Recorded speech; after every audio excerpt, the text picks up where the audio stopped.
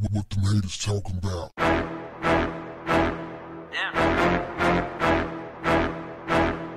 What's up, family? Cameron did not go see the new film Creed, starring Michael B. Jordan and Jonathan Majors. And now we know why.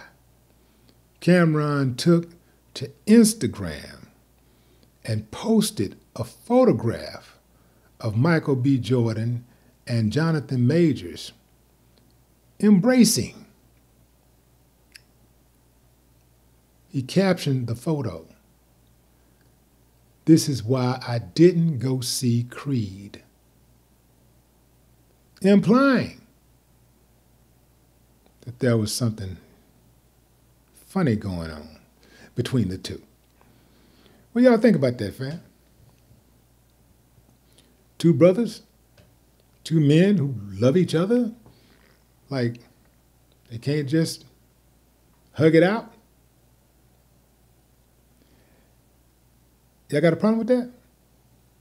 Okay, let's look at this thing. Now, this is important, fam. You gotta bear with me on this one because I'm going somewhere with this one. This is not just cut and dry. It's not just as cut and dry as you think. Now, check me out. So, if you look at that photo,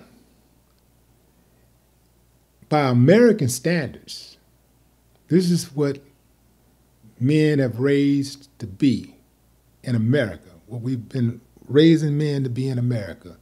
We don't do that. That's not a manly type embrace, right?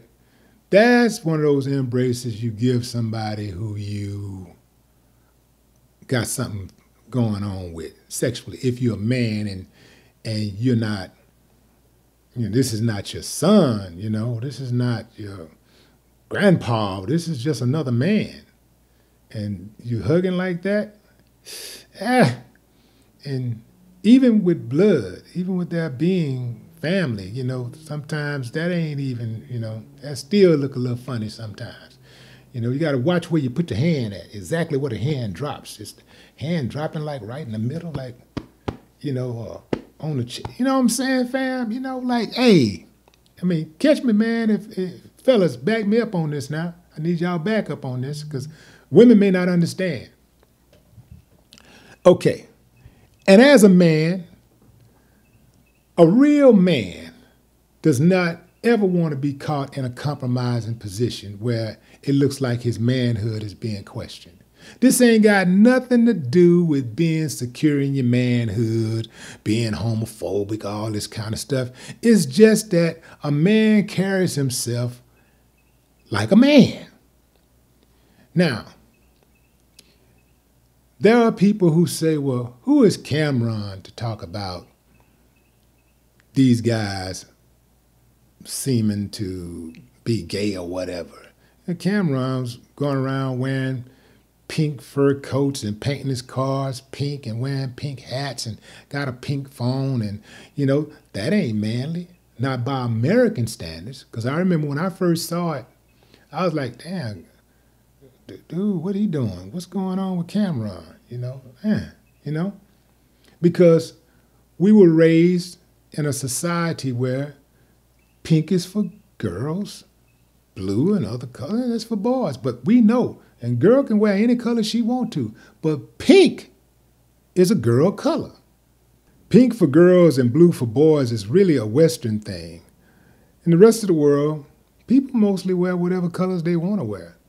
The trip part about it is that in the very beginning, boys and girls both wore white when they were babies. The babies would wear white all the way up until like 6 years old. Clothes themselves were considered to be gender neutral. And then when you fast forward to like right after World War I, boys were wearing pink and girls were wearing blue. The reason being is that blue was considered to be soft, like the sky, something pleasant. And pink was close to red, which was one of those colors that people thought was a harsh color. It was a dominant color. And it wasn't until later on, like 1928 is when, I forgot the name of this magazine, but there was a magazine that published a chart.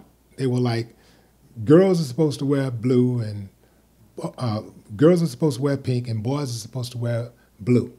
And people just started buying blue stuff for boys and pink stuff for girls. Also, you got to keep in mind that even today, it exists that soft, fluffy things, pleasant things are supposed to be for girls. Harsh, tough, dangerous boys. To this day, look at the toys that are out there. It's a cultural thing, fam. I lived in Azerbaijan for 10 years. And the men in Azerbaijan would walk down the street holding hands. They would hold hands. If they were family, primarily family, they'd be walking down the street, and even their friends, they'd hold hands like a man and a woman would do. And that was not considered gay. But if you wear shorts and you're a man in Azerbaijan, they considered you gay. In America, you know, everybody wears shorts. There ain't no big deal wearing shorts. But you let two men be walking down the street holding hands. I don't care if they best friends, they've been friends for 50 years. People are going to be looking at them with the side eye because we don't get down like that in our culture, in America. That's why they say when in Rome, do as the Romans. But, you know, it's different these days. People are starting to do whatever they want to do. But we cannot try to dismiss the fact that in America there is an agenda to emasculate black men. All right? Let's not try to gloss over that. There is an agenda to emasculate black men and boys. I've heard people say, why can't black men show love for one another in an honest and pure way without having their sexuality questioned? They can. I tell my homies I love them all the time. Sometimes we embrace, but it's a manly embrace. That's right, I said it. There should be a difference in the way a man hugs a man and the way he hugs a woman. Yeah, man. So fellas, don't be having these people out here making you feel guilty for being manly. See, because there is a clear agenda out there to effeminate and make black men malleable. That's right. It's a clear-cut agenda. So don't fall for the okie doke. But what say you, fam? Drop a comment. I'd love to hear your thoughts. No more talk. What the haters talking about?